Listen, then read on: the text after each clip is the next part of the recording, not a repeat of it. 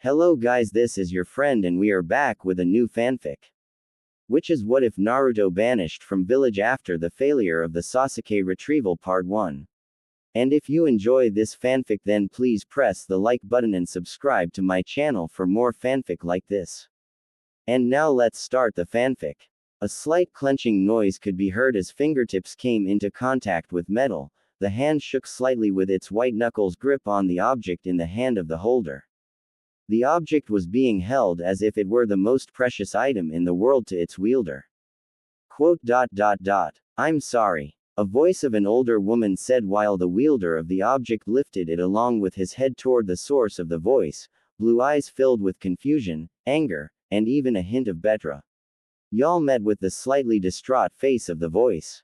You're sorry. I just don't get it. What the hell did I do? The voice of the young man raised while the older voice sighed. The failure of the mission to retrieve Sasuke Uchiha has been attributed to your inability to do what needed to be done due to the state of your relationship with him. Not to mention the potential threat of the Kyuubi sealed within you being unleashed again, the older voice said while she could barely look at the boy trembling in front of her. It was official. Tsunade, one of the 3 great Sannin and currently the 5th Hokage of the village hidden in leaves, hated her job. The near-endless piles of paper were one thing, the political ass-kissing of the council to keep the peace was another. But this moment above all else made her hate her job more than anything in the world. She wanted to run. Tsunade wanted nothing more than to hold the boy standing in front of her, hold him close and turn her back on all of those that wanted to hurt him. She wanted to cry for him.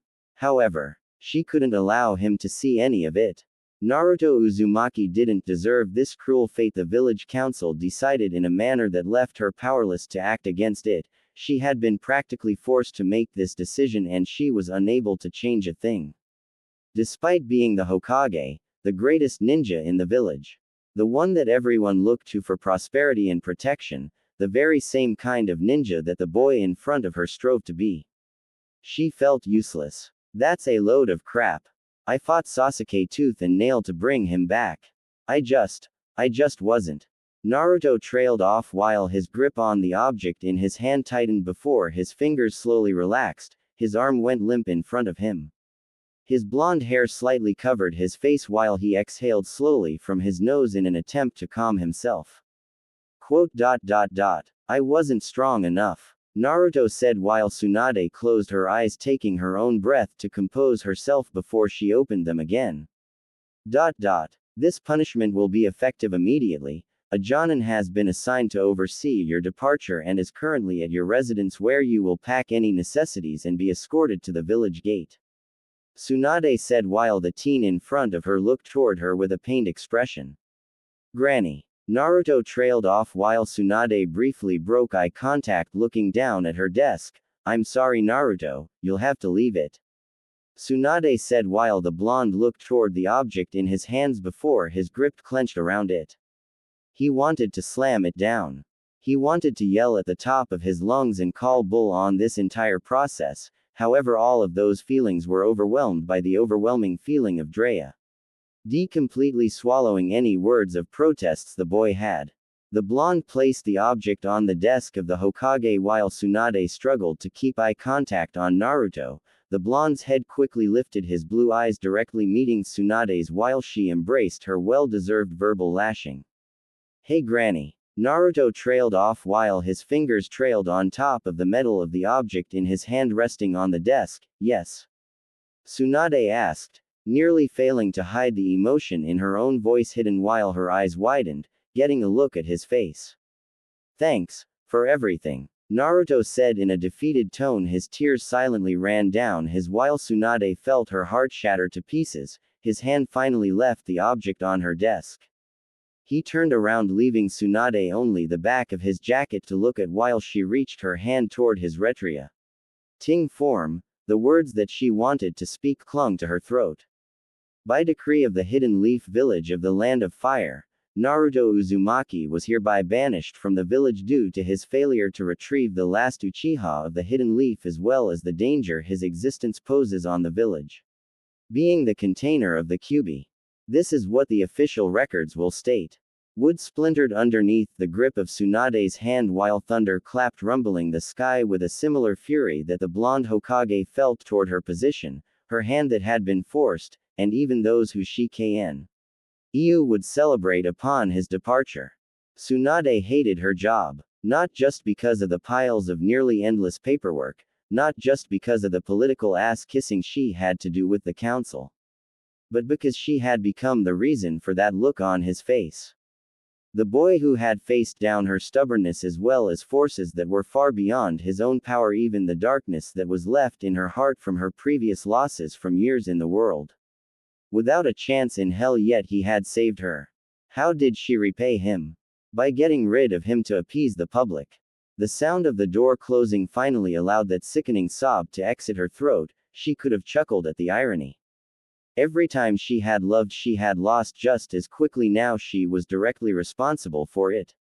Tsunade quietly sobbed while her other hand stamped the sheet of paper on her desk, making the order official. She didn't dare look up at what Naruto had left on her desk while the few rays of light hidden by the storm clouds in the sky shined on the object.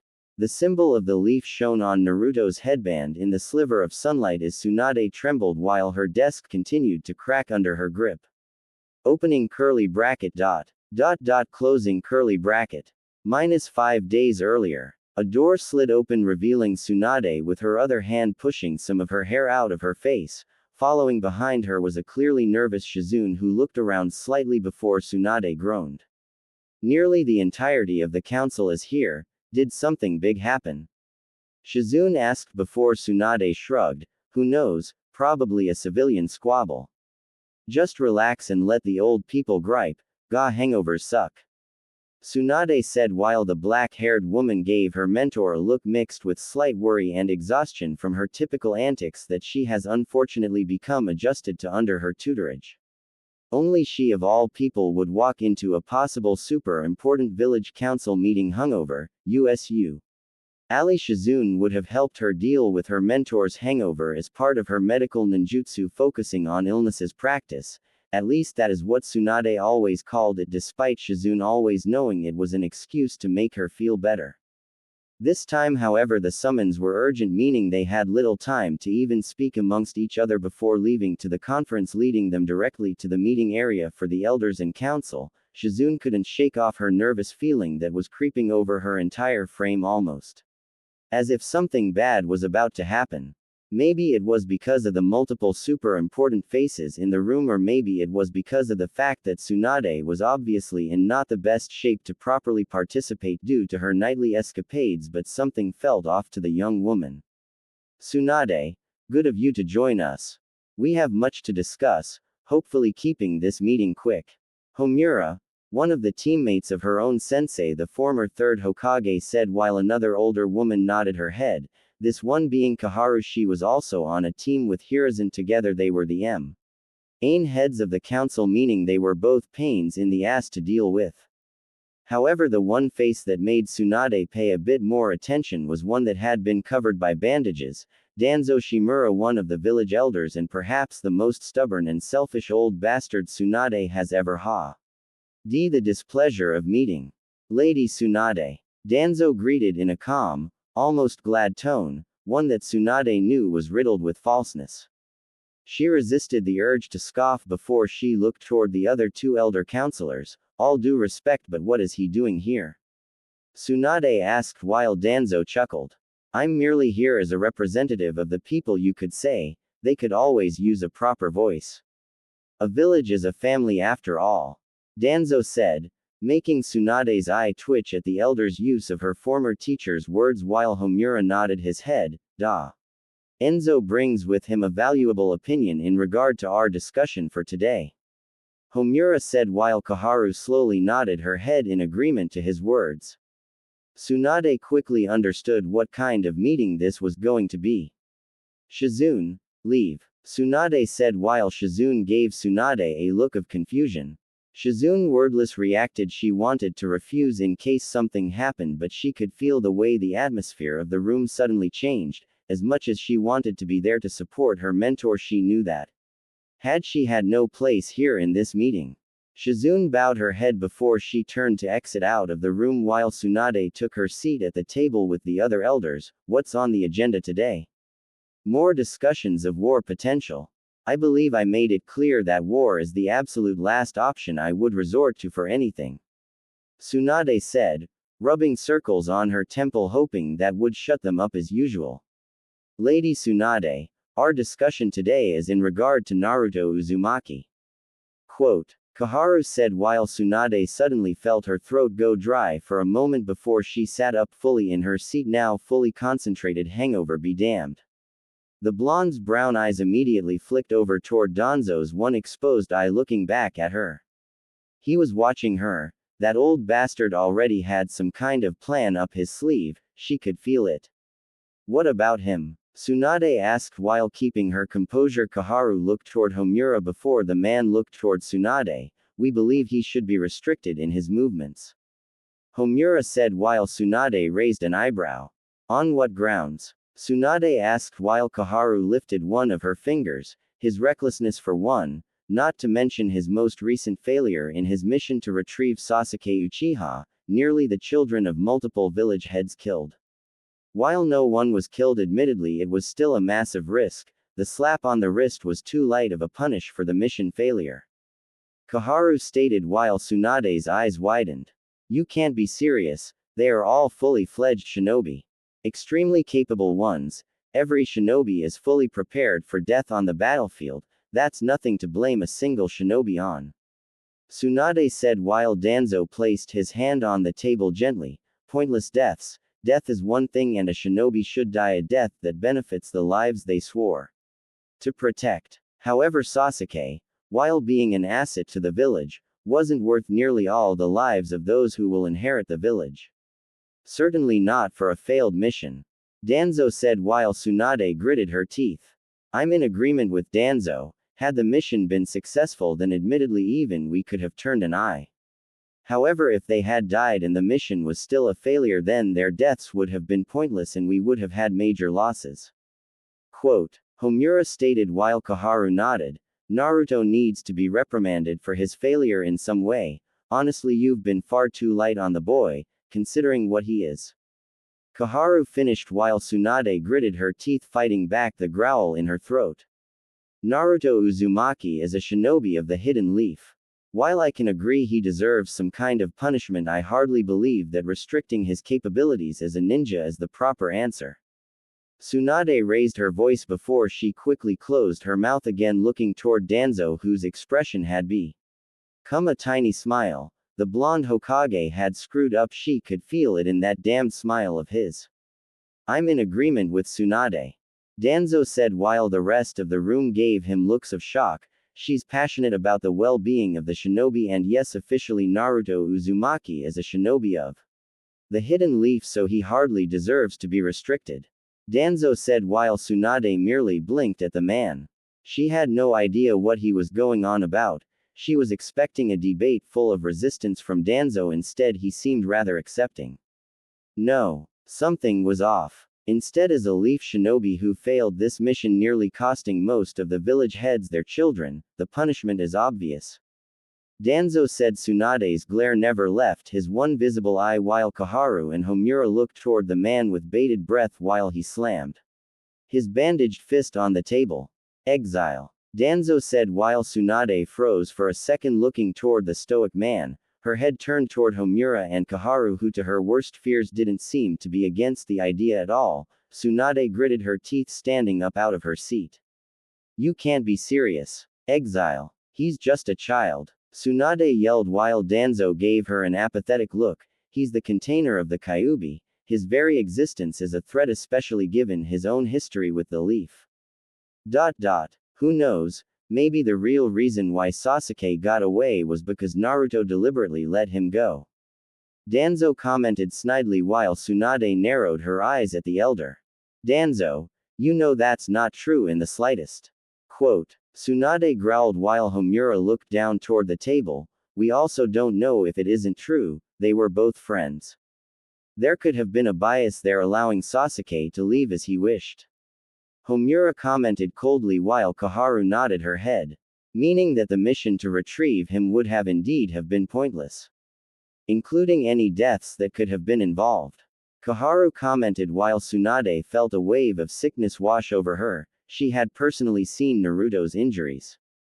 That boy should have died twice over from what she had to heal. He had given it his all and this man had the audacity to undermine that.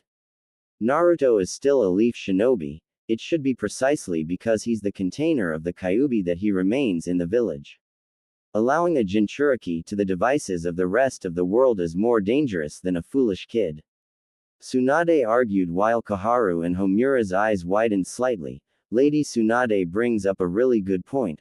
While yes, Naruto does deem a threat to the village, the fact that we have the Kyuubi here means we can monitor it. Homura commented, prompting Koharu to nod. Tsunade's brow rose watching Koharu lift a finger. Unless there's a reliable method to eliminate the Kyuubi as a threat for certain, then Naruto being away from the village could be more detrimental than beneficial. Koharu said while Tsunade looked toward the two elders while the sick feeling she had slowly vanished. Tsunade slowly sat back in her seat giving Danzo a challenging look. You'll have to do better than that, Danzo. Naruto is crucial despite how much you or anyone else may hate him. I'm not backing down so easily. Tsunade thought to herself while she waited for the expression on Danzo's face to crack. Instead she felt a chill. The tiny never left his face, it only grew. Lady Tsunade, have you ever walked around the village of the Hidden Leaf? Just a stroll, to greet its people. To watch the families working and playing? Danzo asked while Tsunade tilted her head in confusion toward him. Of course, I don't understand the relevance that has here. Tsunade said while Homura and Koharu were also confused looking toward their fellow elder. Everything that I do is for the peace and prosperity of this village, it is my home. The place that I've bled for and killed for in order to protect from those who wished to harm it. The only thing I have ever wished for is what's best for the village. Danzo said while Homura and Koharu looked toward each other while Tsunade was trying to understand his angle. Akaku Yumino. Danzo said while Tsunade blinked. Danzo. Tsunade said in a warning tone while the man merely gave her a look. Kasai Uchiha, Hana Izukami. Danzo continued while both Koharu and Homura's faces slowly morphed into somber ones. Guro Masato, Kohari Yumino. Danzo said while Tsunade roughly placed her hand on the table. Danzo, what's the relevance of this? Tsunade asked while still confused while his dark-colored eye made direct contact with hers coldly. Kushina Uzumaki and Minato Namikaze.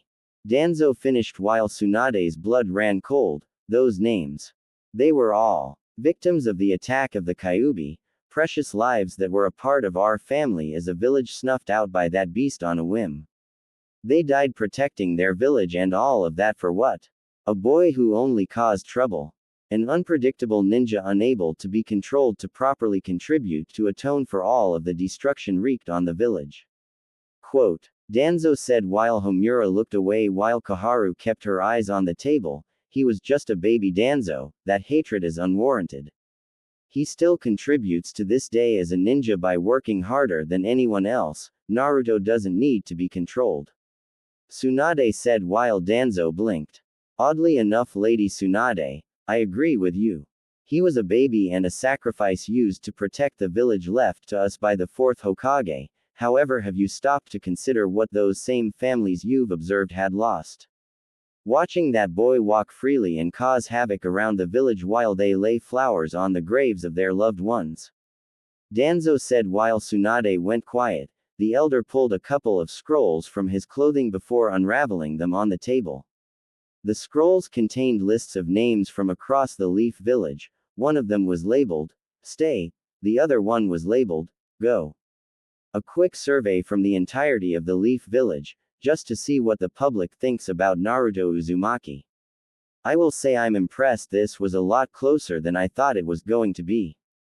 Danzo said while the three other individuals looked at the scrolls. Tsunade paled seeing the names on the Go marked scroll outnumbering the ones on the Stay scroll. How do we know these aren't doctored? Tsunade asked while Koharu gave her a look. Danzo wouldn't stoop so low as to do that. Kaharu raised her voice while Danzo put his hand up, silencing the anger of the older woman. Kaharu, while I appreciate your faith, it appears that Lady Tsunade has grown an attachment to the boy, so much so it even seems like she's ready to ignore the concerns of the people to protect him. Admirable, I'll admit. Quote, Danzo said while Tsunade gave the man a death glare. She wanted nothing more than to wring his neck there and then, but Kaharu and Homura kept their eyes on her. He was trying to make her look bad in front of them, he was manipulating their faith in her. With a few words and the names of the people, Danzo had turned every person in the room with her into an obstacle. Tsunade was silent for a few moments before she narrowed her eyes at Danzo before putting her hand on the table pushing the scrolls.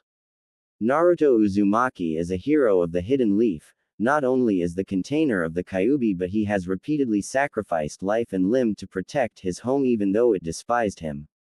During the Chunin exams let it be known that the one who defeated Shukaku the Ikibi was not Sasuke Uchiha but Naruto, who bested the beast and protected the village from ruin. Tsunade said while Kaharu and Homura's eyes widened, even Danzo raised an eyebrow at this. This information was hidden from the people in order to maintain peace as instructed by this very council after the death of the third Hokage. Tsunade said while she stood up again looking toward Danzo. It goes public. Tsunade said while Homura turned toward her. If the village discovers a tailed beast had attacked it would send them into a panic. Homura said while Tsunade shook her head at the older man before she spoke. They will know that Naruto Uzumaki protected them, that he gave it his all to ensure they would live. This new era we are moving forward in will not be paved in hatred. Naruto's contributions should have him honored as Arrow, not as a monster. Tsunade explained while Kaharu and Homura looked toward the calm expression of the woman standing in front of them. She dared him. The blonde Hokage dared him with her eyes that were kept narrowed directly on him. The Leaf Village's shackles of loneliness and prejudice end with me. Tsunade said while Homura and Kaharu were taken aback by the passion in the Hokage's voice. She seemed completely willing to bear that burden despite still being so new to her position. As Danzo said, it was admirable. But, hatred, you bring up a good point. However, you have to remember that hatred goes both ways. We call Jinchuriki containers, however their relationships are actually more complex than just that the Biju are sentient creatures after all. Quote, Danzo said while he stood from his seat, meeting Tsunade at her level while she glared at him. I'll ask you this, do you remember what the last thing those who died remembered from the attack, better yet what those are left remember from the attack? Danzo said while Tsunade gritted her teeth while the man kept eye contact with her. A man riding the top of the Kyuubi as it completely destroyed everything in its path the minute it was unleashed. Danzo said while his hand reached into his sleeve pulling out pictures before he dropped them to the table without breaking eye contact with Tsunade. Have you ever stopped to wonder, was Naruto Uzumaki ever truly alone? Danzo asked before Tsunade's eyes looked toward the pictures on the table in front of her. Her blood ran cold. It almost felt as if she was drained of strength while she took a look at the pictures before she trembled. The blonde Hokage slowly looked back toward Danzo while Homura and Kaharu looked at the pictures on the desk with horror. The pictures featured Shukaku from the Chunin exams and his opponent was Naruto Uzumaki as Tsunade had said in her speech. Riding on the back of the Kyuubi. These are fake. Tsunade tried to argue while her words fell on deaf ears. Imagine being Naruto Uzumaki just for a moment, the village hates you for being a monster. No one to turn to at all, except for the monster sealed within his own body. Feeding him its hatred, his only friend, and it wants nothing more than to take vengeance on the leaf for sealing it away. Danzo said while Tsunade's mouth went dry. We have no idea what kind of things that the Kyuubi has said to the boy, but from what it looks like they may have the kind of relationship where they can work together. Two different forces, the same kind of hatred. Danzo said while Tsunade shook her head, that's ridiculous, Naruto wouldn't let hatred overtake him. Especially not from that monster. Tsunade raised her voice while Danzo gave her a look, his expression eerily calm. How do you know? Danzo asked while Tsunade gritted her teeth again. A shinobi long forgotten once said that hatred was born to protect love. His hatred may have been born to protect himself from the atrocities the villagers have committed against him. Danzo said while Homura stood up. Quote. I am in agreement with Danzo. While the boy will be recognized for his efforts, he should be banished from the village. His potential relationship with the Kyuubi makes him a massive threat to the safety of the village. If anybody would be close enough to conspire with the demon, it would be that boy. Homura said while Tsunade looked toward him while Koharu stood up as well. This is the best punishment for a shinob. The only other peace we could hope for the boy during exile is potentially his death, meaning we can be rid of the Kyuubi as well. Koharu said while Tsunade stood back up. This monster is a monster of our own making. If the Leaf Village's hatred is the root of Naruto's own, then as the Leaf it is up to us to end that vicious cycle. That boy is strong enough to face this. I know he is, his heart is good, hatred isn't going to make things better. Quote. Tsunade said, her own voice beginning to choke up while Danzo gave her a look filled with pity. A Hokage does what is best for their village, not based on faith but off of facts. In order to protect their families, to protect the people, to never have another child in the air again to witness and riding a monster to bring them death. Danzo trailed off while Tsunade's breathing began to quicken. You know what must be done. Danzo said while Tsunade fell back into her seat while their gazes bore into her. If this proves to be too much for you, then feel more than free to choose a successor. Who is more capable of carrying out such a hard decision? Danzo said while Tsunade glared at the man. He won completely. She hated it so much. Tsunade stood up before she quickly turned back toward the door to exit the room, trying to calm herself. By the way, about the Chunin exams incident. Everything has already been made known to the public. It's not fair to keep information away from the villagers, as you said. I do mean everything, Danzo said, placing emphasis on his last word. Tsunade leaned against the door frame, feeling weakened while it took everything in her not to tear the room apart. They were watching, and it was what he wanted after all. With a broken heart, Tsunade left the room to make sure it was fully shattered to pieces. Opening curly bracket. Closing curly bracket. Current day. Naruto could feel the way that the looks of the villagers burned into him, as if he was a monster just like it has always been, if not worse. If he had to guess, it must have had something to do with the latest issue of the newspaper that was delivered at the beginning of the week. The one that featured him on top of a transformed Gamabunta as the Kyuubi. Probably not the best decision looking back at it, not like he had a lot of choice in the heat of the moment. A flying rock pelted into the side of Naruto's head hard while the boy slowly looked toward the direction where rock came from to spot who threw it while the blood from the new cut ran down his face past his cheek. A young boy kept his eyes glared at Naruto while the blonde blinked. Naruto remembered himself as a little kid again while the other kids back then pelted him with rocks on his birthday as some kind of messed up tradition. Naruto clenched his eyes shut tightly as he walked. The glares from the villagers felt heavier and heavier as Naruto walked before his walk became a run and his running became jumps, unfortunately for the blonde. He wouldn't ever be able to fly away from this pain. Naruto eventually made it back to his apartment, or what used to be his apartment. He looked at the section of building he lived in, noticing it had been vandalized to the surprise of no one. Naruto walked up to his room, pushing the door open before meeting his escort. Yo! A gray-haired man greeted while Naruto's eyes widened. Kakashi-sensei, Naruto said slowly while the man walked toward the young blonde before Naruto turned away. Or should I just say Kakashi now? Naruto said sadly before he was suddenly taken into an embrace. Kakashi, Naruto said in a confused tone while the man hugged the blonde tightly.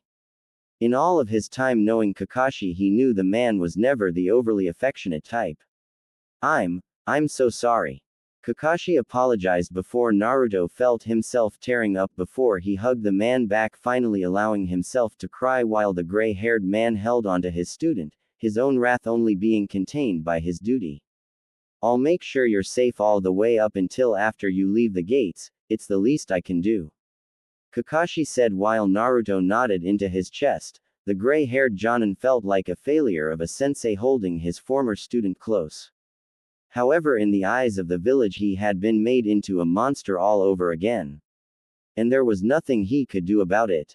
So, I guess they destroyed pretty much everything, right? Naruto said while Kakashi nodded his head, the minute the news was announced. Hell, probably even before I was assigned to escort you. Guess that's on me for being late again. Kakashi said while Naruto shook his head. Don't beat yourself up about it, I'm not surprised. I'm a monster after all. Quote. Naruto said while Kakashi narrowed his eye, I don't believe that.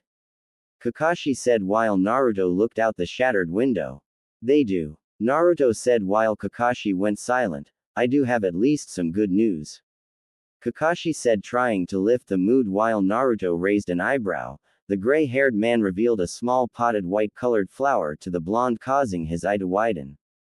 This hardy little thing survived the onslaught. I like to think it means something, perhaps a good omen. Quote. Kakashi said while Naruto gingerly grabbed the potted flower before holding it close to him with all the care in the world. The flower brought back memories. A younger Naruto was walking back to his apartment after academy was over. The same glares he had always faced made contact with him. He tried his best to ignore them, but he never really could. There was one look that was odd to him.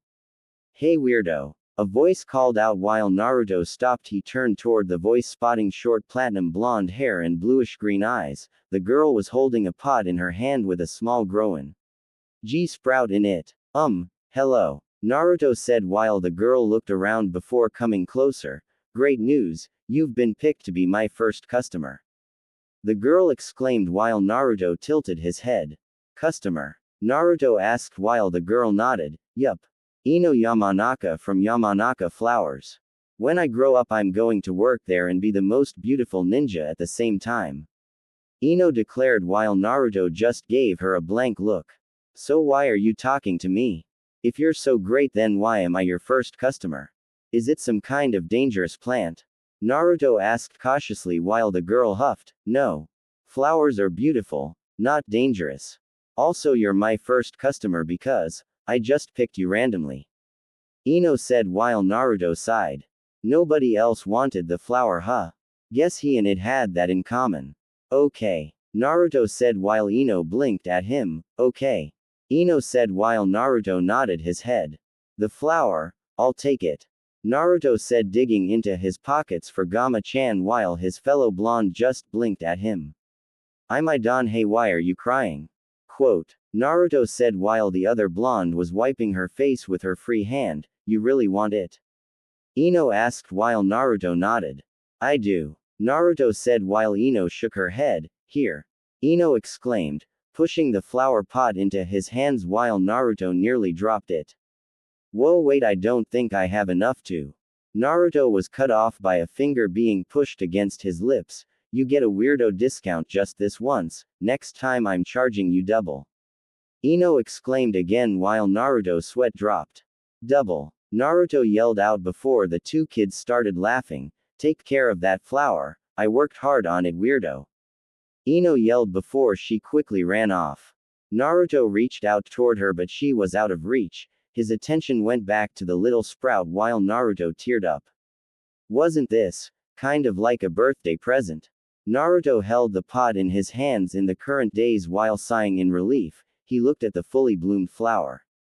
Honestly, it had bloomed multiple times, but Naruto made sure to take care of it so it would keep blooming. He could hardly believe that something so precious survived. He was thankful. Kakashi, I'm pretty sure there's nothing left here for me to take. We gotta make a stop before I go. Naruto said while Kakashi nodded his head. Wherever you want to go. Kakashi agreed while Naruto looked at his old apartment one more time. This place had always been a dump. However, when he really thinks about it, he grew up here. He was genuinely going to miss it. Let's go. Naruto said while Kakashi looked at his former student and nodded quietly before they departed. A cracked picture frame with Team 7 smiling in it laid amongst the rest of the ruin Naruto once called his home.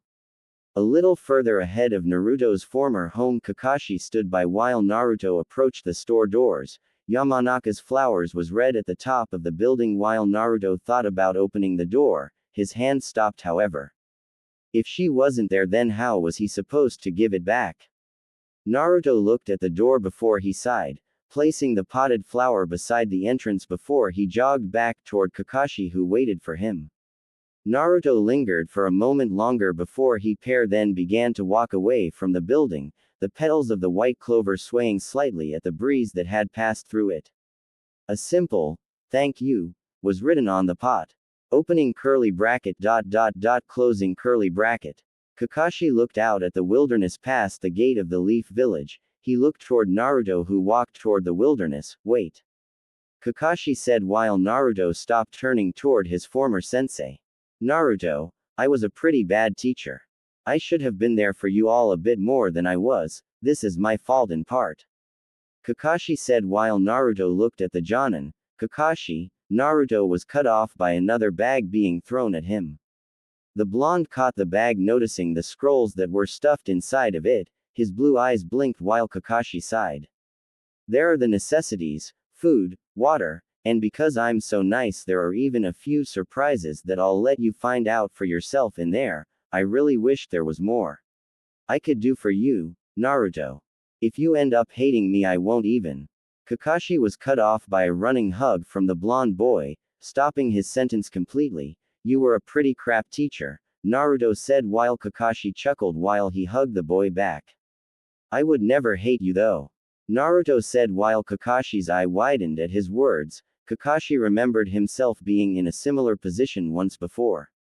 It was the time that Rin had died.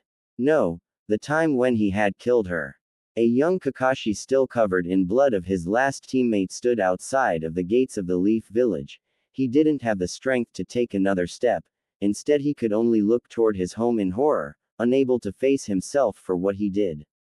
Standing at the gates was his own sensei, who had his own somber look while Kakashi stood there frozen. The blonde man approached Kakashi while the gray-haired young man was ready for whatever punishment came his way.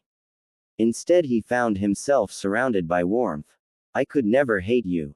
Kakashi remembered those words while his own voice trembled at the blonde holding onto him. What an awful irony. Naruto let go before he looked at his former teacher. "Hey, tell Iruka and the others I'm sorry," the blonde saw it while he turned around quickly while Kakashi reached his hand out. His vision had seen both Obito and Rin running off along with Naruto away from him. The Jonin was devastated. Yet again, another one slips out of his hands due to his own inability to change. Oddly enough, Kakashi's thoughts went to the look on his own father's face shortly before he would never see the man's eyes filled with life again. Was throwing aside duty that awful? Kakashi pondered to nobody but himself as another name was added to his personal burdens as the rain fell running across his cheeks. Perfect timing. Opening curly bracket closing curly bracket. It just had to rain. Right around the time Naruto needed a fire to keep himself warm and possibly cook a meal for himself, today just refused to be his day no matter what.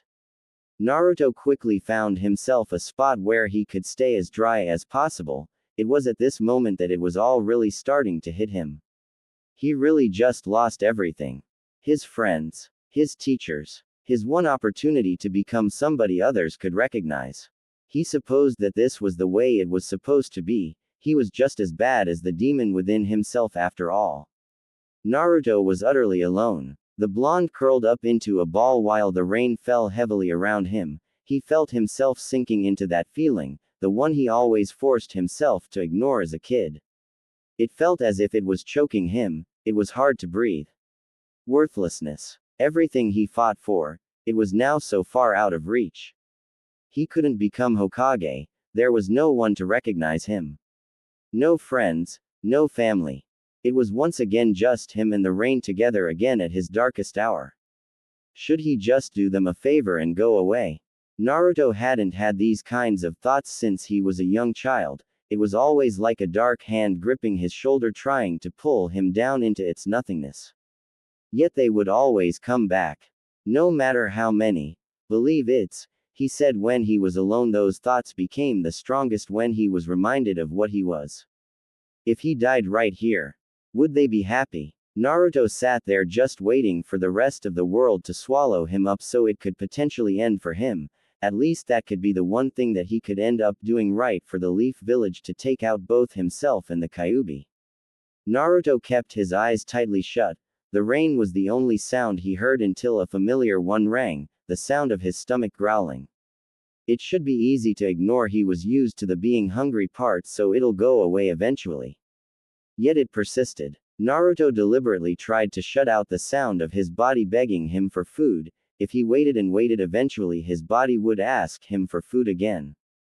Then it'll be over. You hungry? Quote. Quote. Quote. Your stomach is growling pretty loudly. Quote. Quote. I know a place, it's got the best food ever. Quote. Quote. It's called Ichiraku's. I'm telling you, one good bite and you won't be hungry anymore. Quote. Quote. Really? Wanna find out? Quote. Quote. Name's Iruka, by the way, you got one. Quote. Naruto. Tears fell down Naruto's face while he held one of the scrolls in his hand. He found his body moving on autopilot. Naruto kept trying to put the scroll down, but he had already unlatched it, summoning forth the item stored within it. The scent was the first thing that hit him. Naruto's eyes widened while he stared at the steaming bowl of Ichiraku's ramen in front of him. It was a homely scent that filled his NSES, almost breathing a new life into him. You wanna hear something crazy? Quote. Quote. There's a reason why your stomach growls when you're hungry. Quote. There is. I know how easy you might think it is to just disappear, but when all else fails, your stomach is always your ally. Quote. Why? When your stomach growls, it means you're hungry, and when you're hungry, you wanna eat. Quote. Quote. And when you wanna eat, that means you wanna live. Quote. Quote.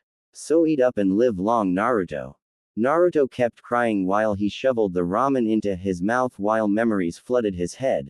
The times Iruka took to the ramen restaurant, usually after bad days, the times he dragged his team there to celebrate a mission completed, all the meetings he had with his friends, the rookie 9 of the Hida N Leaf at the restaurant, the way him and Choji would race, Shikamaru would roll his eyes, Kiba laughed obnoxiously loudly, Ino would complain about the calories, and the smiles from the old man and Ayame. Was Naruto Uzumaki really alone? Naruto drank down the broth before he sighed. The rain had begun to slow down while Naruto looked at the empty bowl before he looked further into the expansive forest ahead of him. No set path ahead of him to follow. Naruto's eyes widened as he came to a realization. He could go anywhere. He could get stronger. He didn't want to die. Naruto slapped his own cheeks before he stood up, looking into the forest. They were all waiting on him. He couldn't be recognized as a shinobi of the leaf anymore, but that doesn't mean that he no longer meant anything. He wanted to see them all again one day. While a large part of his life was spent all alone and by himself, he couldn't just forget about the bonds he created and the people who were waiting to see him again, especially the people who were waiting for him to do something with himself. Alright, you hearing this, Kami? I ain't dying yet. I've got friends now. I'm going to get stronger no matter what. I'm Naruto Uzumaki. Naruto yelled at the top of his lungs into the forest and open air to no one in particular. Naruto pounded a fist against his chest while he got ready to yell again. I'm going to live. Believe it. Naruto yelled, fully pushing back those thoughts that tried to drown them. The image of his team as well as the rest of the friends filled his vision while the blonde grinned as widely as he could before he grabbed another scroll. The world was a big place, filled with uncertainty and adversity.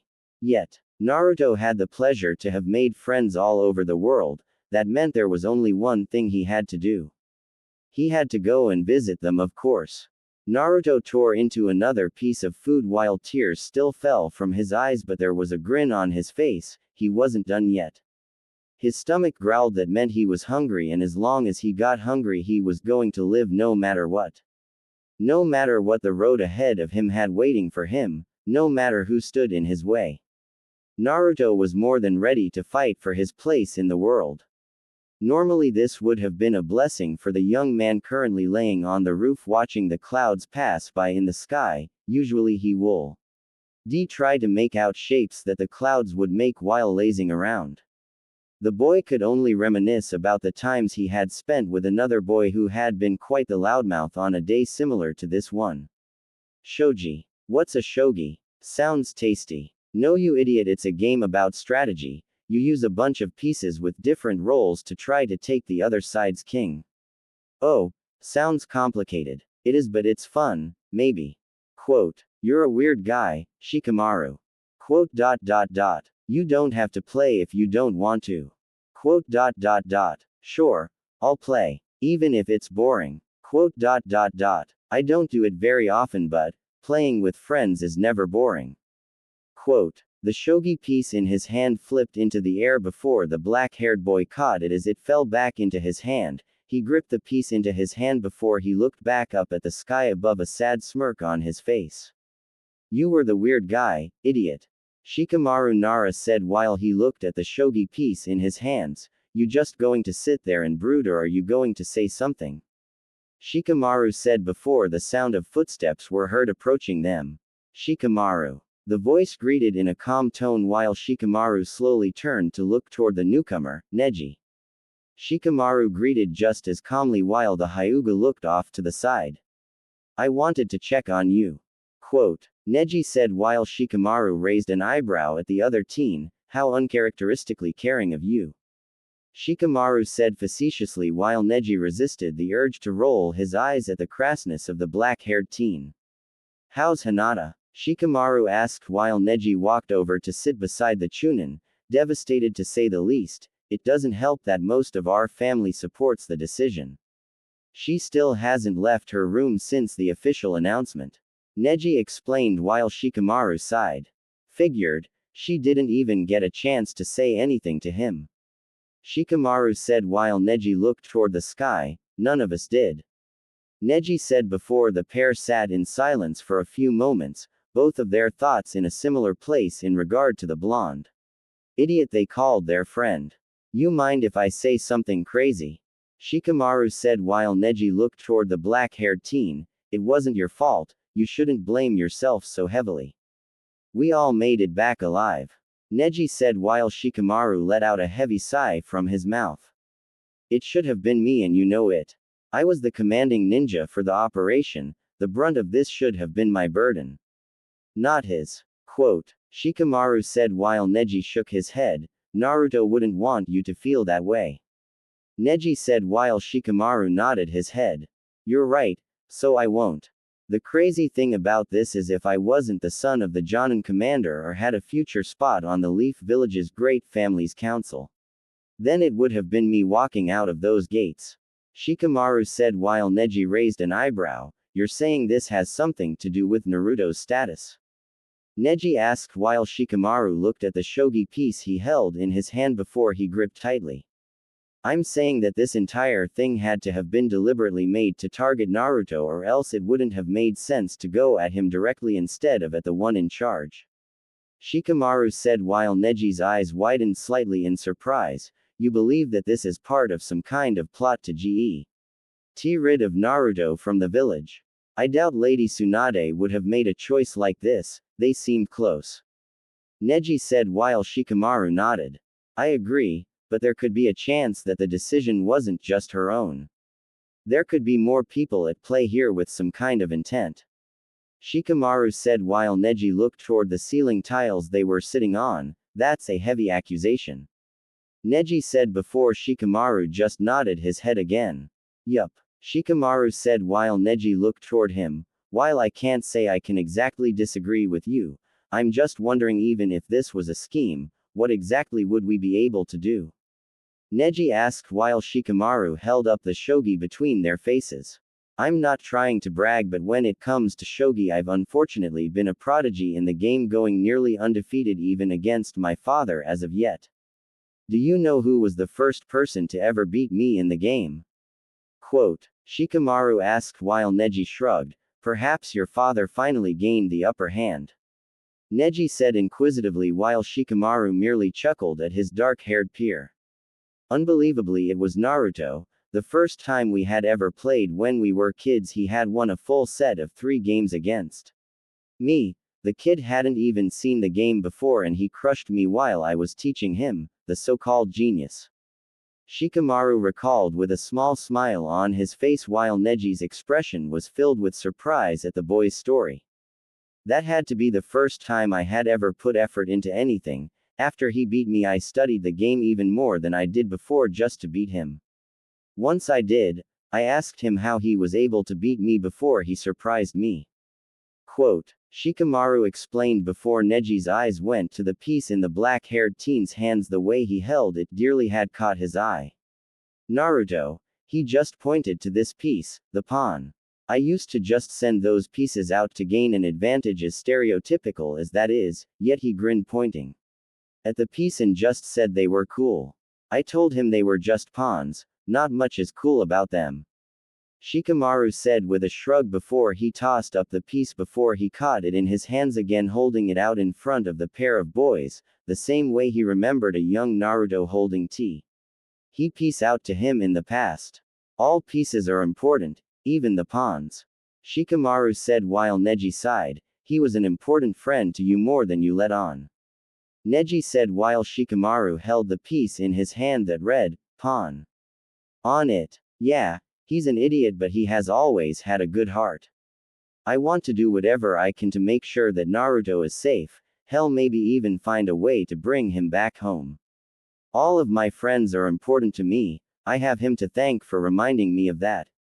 Quote, Shikamaru said while Neji had the tiniest of smiles on his face. Looking at Shikamaru's uncharacteristically passionate face, the black-haired teen must have noticed that he was making the face because he quickly dropped it. I guess Naruto has a way to cause people to break their characters. I'm with you in trying to get to the bottom of this and hopefully bring Naruto back home. It's too quiet around here.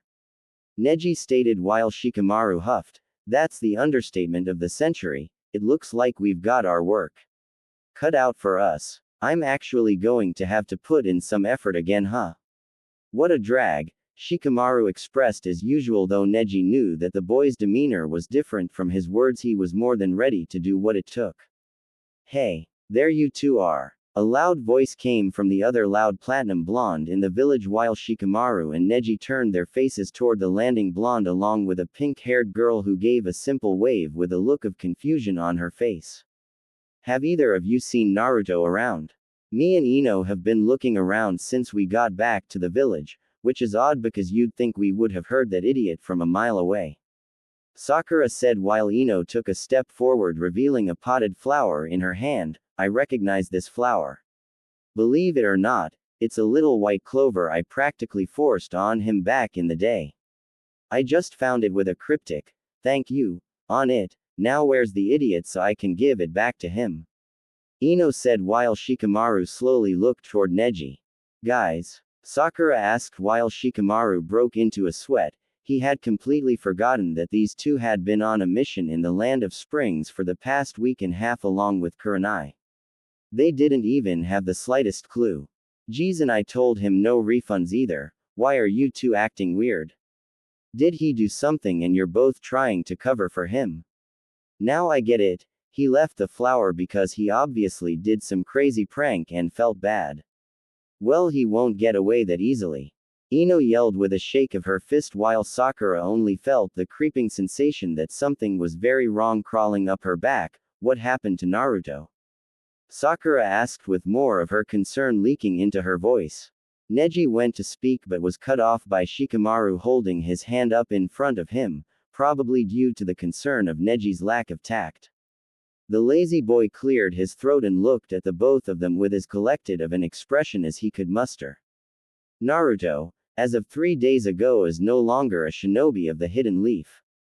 Shikamaru broke the news before Sakura immediately slapped her hands against her mouth, her eyes widening while Ino blinked at Shikamaru before she chuckled at her lazy teammate. Her eyes went to the small flower in her hands. Hilarious, yet again Naruto's flair for the dramatic comes out. Geez, he must be paying you guys a lot to act this well for a prank. Tell him to come out and take this damn flower. Naruto. This isn't funny. Don't just cryptically leave a product in front of my store. Quote. Ino yelled, taking a couple of steps past Shikamaru, calling out to her fellow blonde, trying to get her attention. Sakura looked toward Ino with a sad expression. She could hardly accept it herself, but her friend was expressing straight-up denial. Ino. Sakura trailed off. She could tell immediately that Shikamaru was being serious. She herself was struggling to keep her composure from the news. Guilt washed over her because she could only think about the promise asked of him. Ino, he's gone, Neji said while the girl stopped her pacing on the roof a little ahead of them. They saw her arms jerk slightly, nearly dropping the flower in her hands while looking at the expansive village. Not a single speck of orange to be found running around. Her thoughts lead back to the time her and Naruto were wearing kimonos looking out into the night sky after a successful mission. She had bugged them to relax while her fellow blonde was as gung-ho as always about getting home. He eventually caved and the two of them found a nice little spot to moonbathe, she remembers calling it. There wasn't anything too massive that happened while they were both there in that moment. She remembered the earnest look in his eyes. She remembered when they laughed their asses off at their whole fiasco of a mission. Turns out the prince liked chubby women the whole time, and basically all of their efforts meant nothing in the end to their success. She doesn't remember when she started noticing, but Naruto laughed with his heart instead of his mouth when something made him really laugh. A tear ran down Ino's face while the flower in her hands gently swayed in the wind while her ponytail danced on the back of her head. Quote. I just remembered, I don't think I ever told you what this flower meant, huh, Naruto? Ino lamented to the wind while the rest of the teens on the roof silently joined her, all of their thoughts all on the same orange-clad individual. Turns out you really don't know what you have. Until it's gone. Opening curly bracket. Closing curly bracket.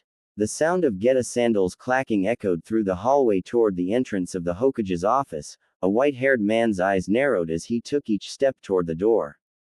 The door quickly swung open, revealing Jiraiya the Gallant, one of the three great Sannin and Toad Sage of Mount Myoboku, with a visibly upset look on his face as he faced his old friend at her desk. Ah, Jiraiya, you're later than I thought you'd be. Quote. Tsunade responded calmly while Jiraiya wordlessly slammed a scroll on her desk. The scroll read, "Contract," on it while the woman looked toward it. You mind explaining why on the day I came to retrieve Naruto and start his training journey, I was immediately summoned to end his contract with the Toads of Mount Myoboku? Jiraiya asked with a slight growl in his voice before Tsunade looked toward her old friend with a serious expression. The Toads are aligned with the Leaf Village. Naruto was banished from the village, therefore making his contract with them null. Make it quick, Tsunade said before she went to stamp another piece of paper before Jiraiya slammed his hand on the desk roughly. Why? Jiraiya asked while Tsunade looked back up from her paperwork. The failure of the Sasuke retrieval mission, his involvement with the Kyuubi, Tsunade said, listing off the reasons before Jiraiya growled. Are you hearing yourself right now? Naruto wasn't in the wrong for any of that, you know that just as well as I do. Jiraiya raised his voice while Tsunade glared at the white-haired man. Lower your tone. I'm the Hokage of the Hidden Leaf. Old friend or not, you will not raise your voice at me. Tsunade said in a threatening tone while Jiraiya sighed before quickly looking around. Where's Shizune? Jiraiya asked while Tsunade looked back toward her old teammate. I sent her on an errand. Tsunade responded while Jiraiya sighed. Good. We can speak candidly. Now what happened? Jiraiya said while Tsunade pushed her paperwork to the side. The council had met in regard to Naruto. It had been decided there that he would no longer be a shinobi of the Hidden Leaf and be banished from The village. Tsunade said while Jiraiya raised an eyebrow. Those old bastards. You never agreed with them on anything, why didn't you just ignore them? Jiraiya asked while Tsunade huffed. You honestly believe it's that simple? Like I could just constantly ignore the voices of the people all I want? Tsunade said while Jiraiya's expression softened. What did they say? What did they threaten him with? Why was it that you decided to agree with them on something like this? Quote. Jiraiya fired away questions while Tsunade's fist clenched. Did you know that even after everything he's done, nearly 70% of all of Konoha wanted him gone? Tsunade asked while Jiraiya took a step back in surprise. Even a few of the great families agreed with the decision to get rid of Naruto. Hell, the Hyuga were nearly adamant about it. Even Shikaku, the Jonin commander, said it was for the best if Naruto wasn't around. I never realized how deep the scars from that day ran through them. Quote. Tsunade said while Jiraiya gritted his teeth, he saved them and wanted to protect them. He cared about them and they just threw him away. Jiraiya asked while Tsunade closed her eyes. The blonde Hokage focused to before she responded to the white-haired man, the scars of the leaf when it comes to the Kyuubi run extremely deep. To ignore those scars as the Hokage would be a massive disservice to them. Tsunade said while Jiraiya pointed his finger toward her. That wasn't on him either. Minato wanted Naruto to be treated like a hero. He's not a monster. He deserved the chance to prove them wrong. Jiraiya passionately exclaimed while a heavy slam of a fist caused him to stagger. You think I don't know that? Do you think that any part of me enjoyed doing this? What the hell would you have had me do? Tsunade yelled while Jiraiya looked at the blonde. What the hell was I supposed to do? Tsunade trailed off while she began to tremble. Jiraiya's eyes widened as he looked at the blonde Hokage before he took a breath and weaved a hand sign. Release. Jiraiya said before Tsunade's eyes widened before they relaxed. Her very image in front of the white-haired Sannin began to fade. Slowly the room itself had begun to change. The desk, once pristine-looking, had been heavily damaged, pieces of a chair had been scattered on the floor, and artwork one neatly stacked on the desk littered the ground. Jiraiya slowly turned to the sound of a quiet sob, spotting his old friend, the real one, not the genjutsu she had put up. His heart sank when he saw her, the normally strong and proud woman he had come to know throughout his life. She looked so defeated. Tsunade had a presumably empty sake bottle next to her while she sat up on the floor, her back against the wall, her knuckles slightly bloodied. Damn, I should have figured you'd see through it. Quote. Tsunade said with a crass chuckle before Jiraiya quickly went to her side, crouching in front of her. Tsunade. Jiraiya said while the blonde woman kept her eyes to the floor, a Hokage does what's best for their people, no matter what. Tsunade uttered, almost wanting to spit after saying the words. Naruto, he was so good. A heart like that only to be treated like garbage, he didn't deserve this. Yet I couldn't do a damn thing. Tsunade said while Jiraiya sighed, is there a way to bring him back? To make the banishment null? Jiraiya asked while Tsunade shook her head. Even if there was, Danzo has the village turned against him. With a simple damn picture. Tsunade said grimly while Jiraiya narrowed his eyes. Danzo, that bastard. Jiraiya said, getting up before turning toward the door. The hell are you doing? Tsunade asked while Jiraiya turned back toward the blonde. Something has to be done about that bastard before it's too late. Jiraiya growled before Tsunade shook her head. And then what? Make yourself an enemy of the village. Tsunade said while Jiraiya clenched his fist. I'd gladly do it for what he did to Naruto. A village that hates him, the same village he and his father protected, the place his mother called home. That's no place I'd want to be involved with anyway. Jiraiya said while Tsunade gave him a look. Jiraiya, they're scared. They're angry. Naruto's just a kid, but after what a lot of them had lost, I can see why they act the way they do. Quote. Tsunade explained while Jiraiya thought back to the incident itself. The entire world practically shakes at just the mention of the attack at the Leaf Village. I just wish that they would have given him the chance. Tsunade trailed off while Jiraiya huffed. This isn't what Sensei would have wanted, Jiraiya said while Tsunade's brown eye gleamed. Well, the third Hokage didn't do a very good job of preventing that, did he? Exclamation mark. Quote. Tsunade raised her voice, tossing the empty sake bottle at the wall, causing it to shatter before the two Sannin sat in silence. They both silently mourned their departed teacher for a moment. This was planned out carefully. Danzo used Naruto as an enemy to gain more favor with the village. If they hated Naruto, then he could unite the leaf under that hatred. I have zero doubts that he's probably going to use this as an opportunity to try to forcefully become Hokage. Tsunade explained while Jiraiya pointed back at the door. All the more reason to do something now. I can understand the saint strategy of using Naruto as a source of hatred, but he's a Jinchuriki. Wouldn't it be better to keep him around as a deterrent from other hidden villages from attacking? Jiraiya theorized while Tsunade looked up toward her old friend. He can't control him, Tsunade said, causing Jiraiya to pause. Knowing Danzo, he probably thought the same exact thing at one point. However, he can't control Naruto. A Jinchuriki that won't bend the knee is nothing more than a threat to him. Tsunade explained while Jiraiya gave her a slightly puzzled look. So sending him out into the world is a better solution. He's got to be planning something involving Naruto, worst case something involving the Akatsuki. Quote, Jiraiya said while Tsunade's eyes slowly widened. We have no proof right now, a baseless assumption would only make things worse. Tsunade said while Jiraiya reluctantly agreed. This is my fault, Tsunade. I take full responsibility for all of this. Quote, Jiraiya said while Tsunade looked toward her friend. How is this your fault? I was the one who caved. It's even worse because deep down, I thought I would be protecting him from the rest of the village's hatred by sending him away, Tsunade explained while Jiraiya shook his head.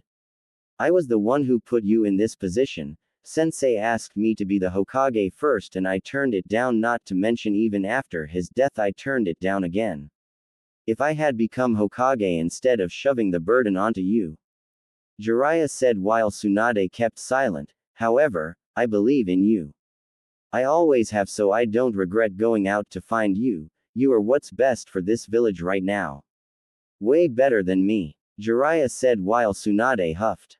Still nothing to blame yourself for, you idiot. Tsunade said while Jiraiya shook his head. I blame myself because I was made his godfather. I swore to protect him and be there for him every step of the way. Yet, I left him to be lonely, so I can't fault Sensei for a sin I made myself. Jiraiya explained while Tsunade's eyes softened looking at the white-haired man. Naruto scared me too, honestly. Not because of the Kyuubi or even because I blamed him for anything with the leaf, I just couldn't bear to myself mess up his life. I didn't think I was fit to be a father figure. Jiraiya said while Tsunade felt her eyes watering again. Jiraiya. Tsunade said while the other Sannin put his hand up.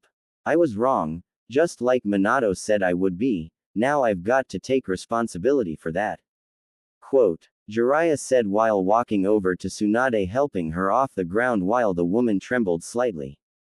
Tsunade. Jiraiya said before the blonde woman met her old friend with eye contact before he gave her a slight grin. I'm going to get him back. Jiraiya said while Tsunade blinked away her forming tears before she hugged the man in front of her tightly. Jiraiya, promise me you'll keep him safe. Tsunade said while Jiraiya hugged his old friend back just as tightly before he nodded his head. On my life. He will be safe. Jiraiya said before he released Tsunade from his embrace. He then walked toward the damaged desk where the scroll sat on a still solid part of it. Null. Jiraiya said weaving a hand sign before pointing his palm at the contract causing it to burn. Jiraiya, are you sure? Tsunade asked while the white-haired Sannin watched the scroll burn in front of him. This road is going to be extremely hard for Naruto, but believe it or not I have nothing but faith in him. If anyone will be able to survive the world it'll be him. I'll iron out the rest of the details once I find him, Jiraiya said while Tsunade cracked a tiny smile at the man. He still has your necklace, right? Quote, Jiraiya asked while Tsunade nodded, of course. The blonde said while Jiraiya nodded his head. Good, that should at least make it a little easier to track him down. Before that I have to make one more stop. Quote, Jiraiya said while Tsunade tilted her head slightly confused, a stop? Tsunade asked while Jiraiya took a look toward the crooked picture of Minato Namikaze on the wall of the office. Naruto is owed something. Quote, Jiraiya said before he walked toward the door, stopping briefly to turn toward the blonde Hokage. Tsunade, you're the strongest person I know. It's okay to be weak sometimes, you don't have to hide it from me at least. Jiraiya said while Tsunade looked down at her fist before she relaxed it looking back up toward her friend. Right. Tsunade said while Jiraiya gave her a grin, don't worry about Naruto and don't beat yourself up. We gotta get back at that Danzo so I need you in top shape. Jiraiya said, giving a thumbs up. Who are you trying to give me orders? Tsunade said with a chuckle while Jiraiya chuckled as well, turning to leave the room before Tsunade stopped him. Thank you. Tsunade said while Jiraiya wordlessly nodded, the grin never leaving his face as he exited the room. Tsunade turned toward the window looking at the rest of the village. She could practically still see Naruto jumping from roof to her office looking for a mission. Naruto, are you still okay out there? Opening curly bracket ... closing curly bracket. A tree branch shook while a figure flew through the air before landing on another branch. Naruto was jumping from tree to tree quickly, the wind blowing past his whisker-like marks on his cheeks while he grinned. From what he could remember he was almost at the docks, there he would take a boat to his first stop on his world tour. The land of waves. Naruto flipped to the next branch before flipping to another one perching on it like a bird before he took a breath. The boy was a little dirt covered and his orange jacket that he held so dearly was in tatters covering his body. The last 5 or so days in the forest had been a bit of a pain, he ran out of food scrolls on day 3. Damn his metabolism. However, the good news about it was the blonde had gotten better at hunting, if you could call better a few squirrels and an overly ambitious raccoon.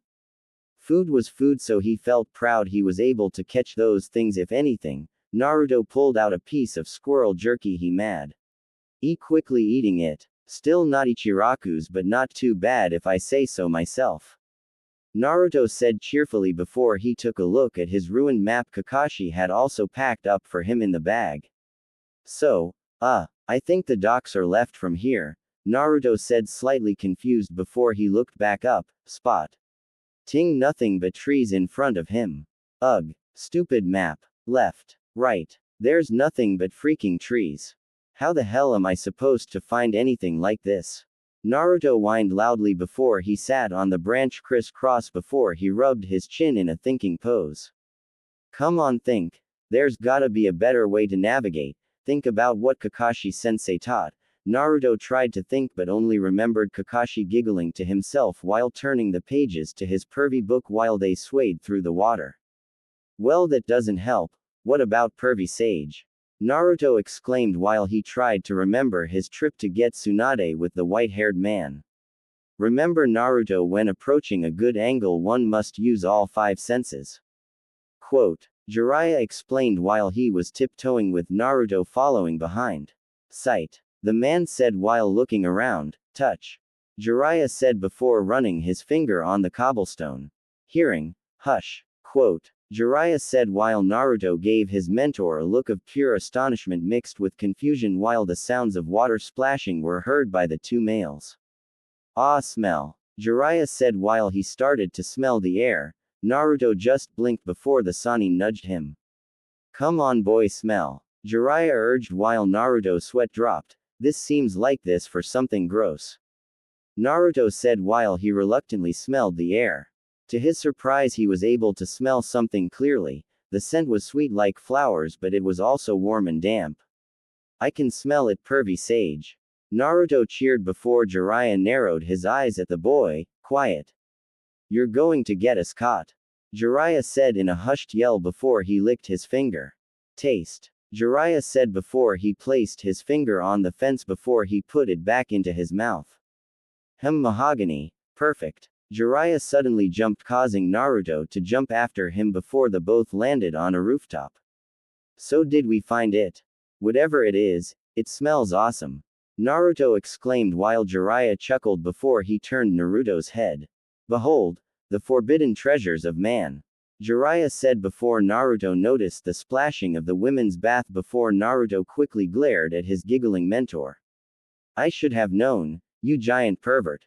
Quote, Naruto yelled while Jiraiya huffed before pointing to himself. I'm a super pervert, remember? Jiraiya yelled before an empty bucket slammed against the side of this head. The memory ended with Naruto remembering the both of them having to run for their lives. The only thing I realized was that all of my sensei so far have been massive perverts. Naruto yelled exasperated before he stood up, causing the branch he was on to shake from his sudden movement. The leaves brushed against each other, making a sound before Naruto's eyes slowly widened at the leaf. Wait a minute, Naruto said before he thought back to the first time he and his team made the trip to the land of waves. The boat made a sloshing sound while it cut across the water. Naruto thought harder about how it looked. Naruto closed his eyes before listening to the area surrounding him. He could hear the leaves dancing around him. He smelled the air with a deep inhale before he caught it. Naruto's blue eyes opened before he looked toward a direction. Salty. Naruto suddenly yelled out before he dashed toward the scent as it got stronger. He always had pretty good senses his entire life, but he never thought he would use them like this. Naruto bounced from tree to tree while following the scent. Thank you, pervy sage and Kakashi. Naruto yelled while he flew through the air again. Suddenly an image of Kiba making a stupid-looking face popped into his head. Well, I guess you too, Kiba. Naruto trailed off before he kept his rush going. The scent was becoming so strong to him that he could feel it burning his nose. The trees were starting to recede, meaning he was getting close to something. Naruto picked up his pace, moving quickly through the trees before after one more jump he broke through the treeline into a clearing and right in front of him was water, and a lot of it. The docks. Naruto yelled before he landed, kissing the grass in front of him before he rolled around in it. Finally, I'm out of the freaking woods. Take that, Mother Nature. You can't beat Naruto Uzumaki. Quote, Naruto yelled before he chuckled. I gotta find a boat. The boy said to himself before he had gotten off the ground, walking toward the rest of the docks. Is that Naruto? One of the men at the docks said while another one rolled his eyes. Haha, very funny, you know he lives at the Leaf Villa. Gee, we get you're bored, man, but don't play pretend. One of the other men said before the spotter shook his head and pointed. A blonde-haired kid looked around with confusion while the other man at the dock's eyes widened at the sight. Holy shit, that is Naruto, the man said while Naruto walked along the dock scratching his head. Last time they came here, Kakashi spoke to them. Was there a specific one he was supposed to pick? Maybe some kind of secret boat code? Excuse me, are you Naruto Uzumaki? A sudden voice asked, causing Naruto to jump. Yeah.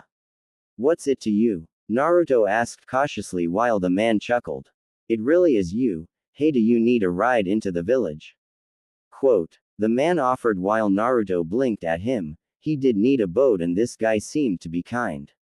Sir. Naruto was cut off by the man in front of him being drop-kicked by another one of the ferrymen. Mr. Naruto, take my ferry. The man yelled before the other ferryman got into the fray, all of them fighting over who was going to take Naruto into the village. Naruto watched the carnage in front of him, not sure whether to feel bashful or just bad at the display.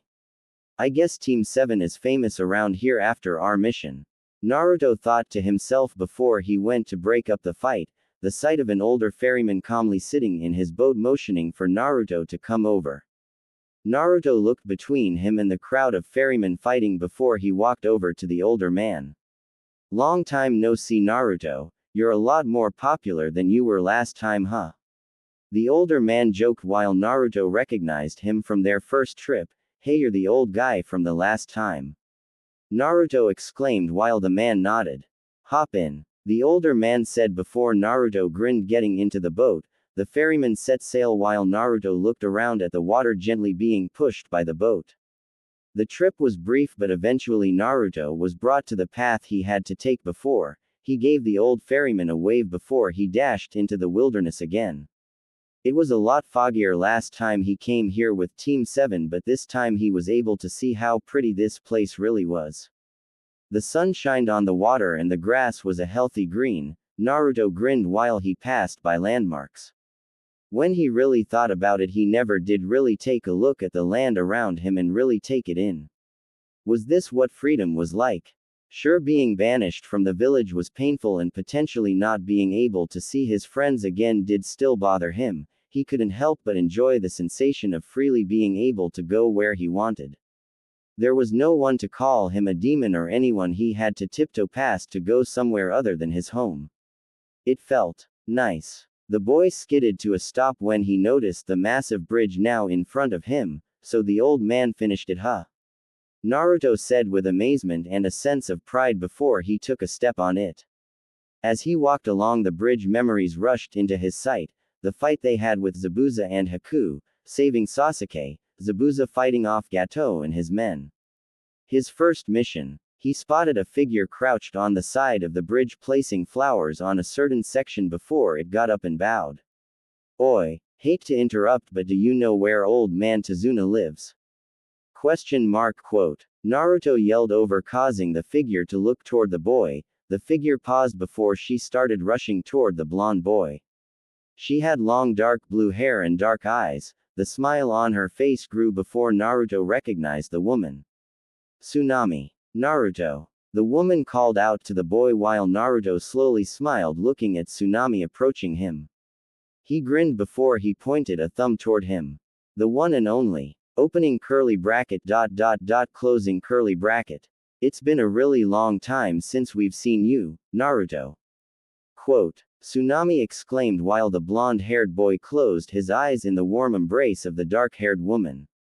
Yeah, it has. It's nice to see you again. Naruto said back while Tsunami took a step back from the boy, taking in his features before she smiled. You even got a little taller since the last time. Tsunami said with a chuckle while Naruto scratched the back of his head with a bashful grin.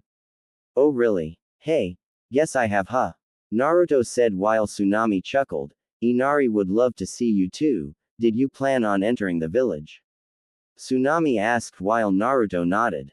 Of course, I'd love to see Inari too and the old man.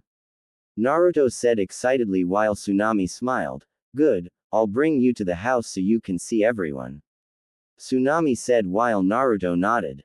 The pair began to walk down the bridge while Naruto raised an eyebrow at a pile of flowers and candles on a spot on the side of the bridge. Hey Tsunami, what's with the flowers? Naruto asked while Tsunami looked toward them. Those flowers are for two shinobi who died on this bridge, Tsunami saw it while Naruto's eyes widened. Those two shinobi. The blonde boy immediately remembered the faces of Haku and Zabuza as they laid on the bridge slowly dying. Naruto's face adopted a somber look while the pair stepped closer to the pile of flowers where a headband and a broken mask laid. You may find it a bit strange that myself of all people would bring flowers for the pair of ninjas hired to kill my grandfather. Tsunami said while Naruto looked toward the gentle smile the woman had on her face. However, they were also the same two shinobi who got rid of Gato and his gang, allowing peace to come to my home and my grandfather to finish his bridge, so I have always thanked them since then. Tsunami said while Naruto looked back at the tribute in front of him. The blonde suddenly clapped his hands together, squeezing his eyes shut with a slight bow. Sorry I didn't bring any flowers, but thanks, and it's good to see you too. Naruto said, speaking to the two souls of the ninja he once had to face in battle, one being someone who he considered a friend and the other being someone who he could respect in his very last moments he spent trying to protect the one important to him. Tsunami smiled gently at Naruto. Let's get back before it gets too late. The dark-haired woman said while the blonde ninja nodded his head. Right. Naruto said before continuing to follow the dark-haired woman. The pair kept walking until Naruto noticed a sign T. Hey, we're passing up the Great Naruto Bridge. That's a weird name. Wait a minute, isn't that my name? Naruto suddenly yelled while Tsunami turned toward him. Oh, you didn't know? The bridge was named after you. We've been walking on it the whole time. Tsunami said while Naruto continued to freak out. Wait, but why me? I'm pretty sure Kakashi did the most work out of all of us. There was also Sasuke and Sakura. Shouldn't it be the Great Team 7 Bridge? Or something. Exclamation mark quote. Naruto yelled while Tsunami chuckled before she looked around. Speaking of your team, where are they? I would have figured they would be with you. Tsunami said while Naruto deflated slightly. Well, Naruto trailed off while Tsunami shook her head. You don't have to force yourself, let's keep going. Tsunami said while she walked forward with Naruto following behind. Eventually the pair made it to Tsunami's home. The woman walked in while Naruto gawked at the size of the house. It was definite. Way bigger than the one he had seen last time.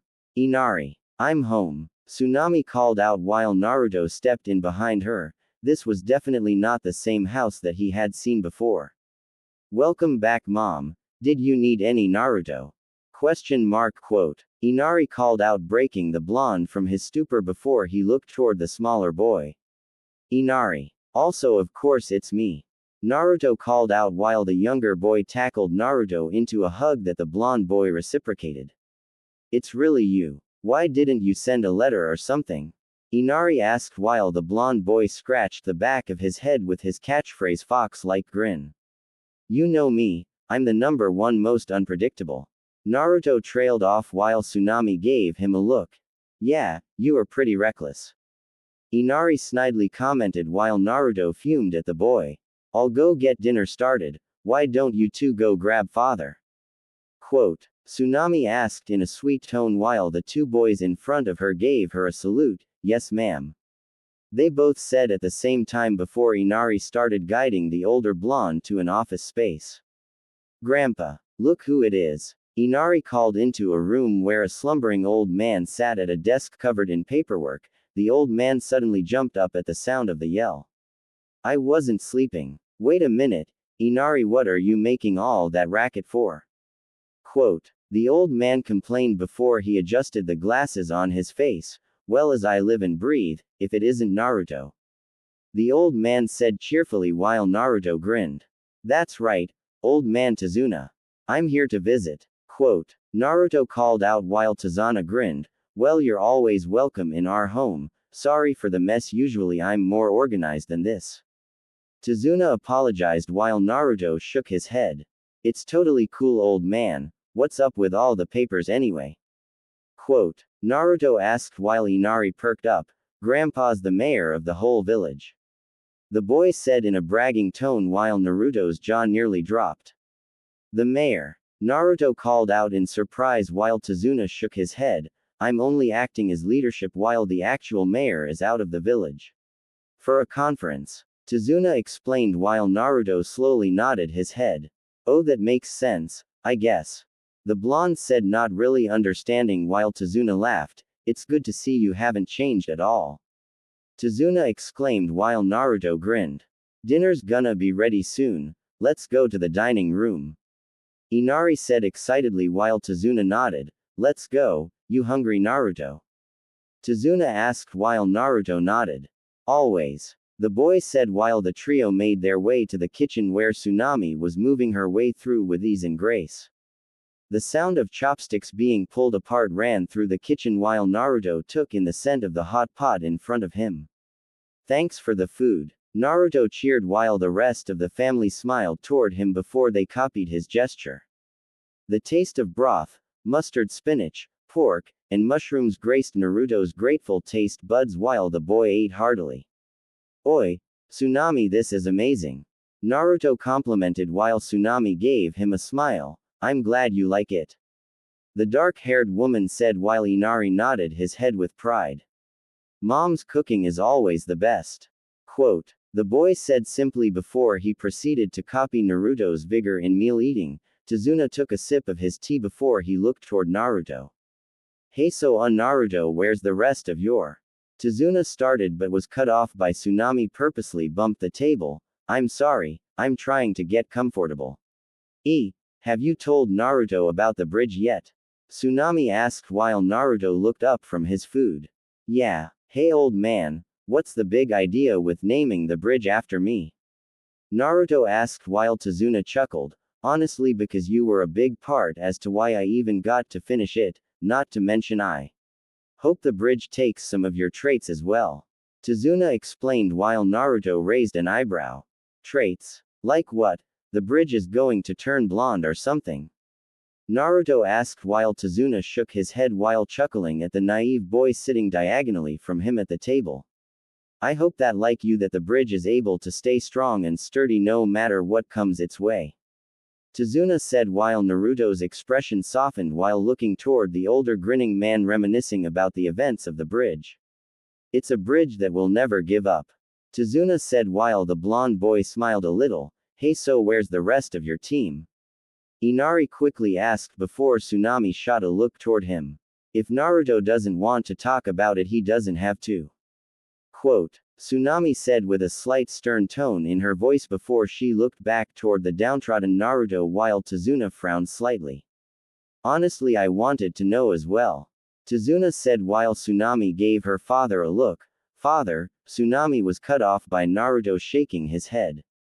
It's fine, it's a little hard to explain, but I'm no longer a ninja of the hidden leaf. I was banished. Naruto said before Tazuna slammed a fist on the table. Banished. On what grounds? Tazuna asked angrily while Tsunami covered her with her hand. Inari raised an eyebrow at the blonde. Banished. Like they kicked you out. Why? Inari asked while Naruto shrugged in response. Guess I just wasn't good enough. I screwed up big time and let Sasuke run away. It's 'cause I was weak. Quote, Naruto said while Tazuna seethed in his seat. Father, calm down. Tsunami said while the old man huffed. Naruto, you're one of the best ninja we've ever had the pleasure of working with. I'm calling bull on the Leaf's decision. Quote, Tazuna raised his voice while Naruto looked toward his plate again. It makes sense to me, I failed to bring him back. I gave it everything I had but I still couldn't save him, Naruto said while Tazuna gave the boy a sad expression. The village pretty much hates me again because of the whole Fox situation at the Chunin exams, maybe it's a good thing I'm gone, you know. Naruto said while Tsunami frowned. I almost forgot, I'm acting leader for the Land of Waves. I'm gonna head to the village and give them a piece of my mind. Tazuna said while Naruto slapped his chopsticks on the table. You don't have to do that, it kind of hurts but I can't hate them for that. I'm sure at least my friends don't hate me. I have to keep moving forward no matter what. Naruto said while the family looked at the boy with surprise. That basically makes you homeless though, over a bunch of crap. Everyone makes mistakes. You shouldn't have been punished like this, so what are you going to do now? Tazuna said while Naruto just blinked, not having a response. I don't know. Right now I'm just planning to travel around and see my friends from all over but I'm not really sure. I can't become Hokage anymore. Naruto said while Tsunami looked toward her father. I think that's perfectly okay. Tsunami said while Naruto looked toward the woman. Not having dreams doesn't automatically make you worthless, you're still young. You have plenty of time to figure out what you want to have as a dream. Tsunami said reassuringly to Naruto, really? Naruto asked while Tsunami nodded her head sweetly at the blonde. Of course, the most important part is to have fun and enjoy the journey. Quote, Tsunami said before she looked toward her father again. Tazuna caught on to his daughter's look, raising an eyebrow. Enjoy the journey, huh? I can still get stronger and I can probably see a bunch of cool places too. Quote, Naruto said slowly becoming excited while Inari smiled. Yeah, you could be like some super cool adventurer. Inari exclaimed while Naruto shook his head.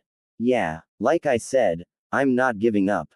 That's my ninja way. I'm going to become super strong and help people while I'm doing it. Naruto yelled out while Tsunami was motioning her head toward the blonde causing Tazuna to squint his eyes before he realized what his daughter was getting at. Oi, Naruto. Traveling is pretty expensive, you'll need some money in order to properly survive out there. Tazuna said while Naruto's eyes widened slightly. Crap, you're right and I'm pretty much broke right now, Naruto said, patting his deflated Gamma-chan resting in his back pocket. Tazuna grinned while Tsunami smiled at her father. If you're willing then I think I've got just the thing for you. You see the village is in need of plenty of help and having a ninja at the ready would be helpful. Tazuna said while Naruto's eyes widened. Are you being serious, old man? Naruto said while Tazuna nodded his head. Of course, Naruto, we're more than thankful for everything you've done for us. If a job is all you need, then that's more than easy. Tazuna said while Naruto grinned. I accept. So when should I get started? Naruto asked eagerly while Tsunami giggled. Let's do something about those clothes first. Tsunami said while Naruto looked down at his tattered clothes. His jacket was still shredded and his pants weren't faring all that better. Alright, Naruto said bashfully while the family laughed at him. They continued to speak through dinner until everything was finished and plates were cleaned. Opening curly bracket ... closing curly bracket. Naruto stood in front of a small house surrounded by its own little patch of green healthy looking grass with his old clothes bundled up in his hands. The blonde was now wearing a black t-shirt with a red whirlpool on the back of it paired with dark green cargo shorts. His old jacket and pants were tucked safely in his arms. Tazuna looked at the boy before patting a hand on his shoulder. I wish we could have gotten you something bigger, but this is the only house we had that was free. Look comfy. Tazuna said while the blonde gawked at the house. This place was way bigger than his apartment back at the Hidden Leaf. Naruto couldn't even begin to comprehend what he was supposed to with all of this space he had. Definitely, so I can seriously live here? Naruto asked while Tazuna nodded. Yup, this place is all yours as long as you need it. Tazuna said while Naruto blinked. This might be a little too nice. Quote. Naruto said while Tazuna raised an eyebrow at the boy. If this was nice to him, then he would have hated to see where he lived before. Anyway, it's getting late, so I'll be heading back home. Be at my office first thing in the morning for your job assignments and we'll do our best together.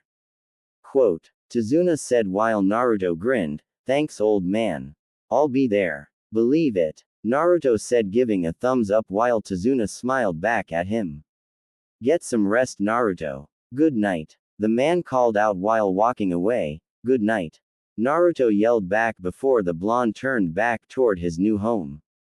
He went to step inside but hesitated when he looked at the bundle of clothes in his arms. Naruto then walked toward the backyard of his new home.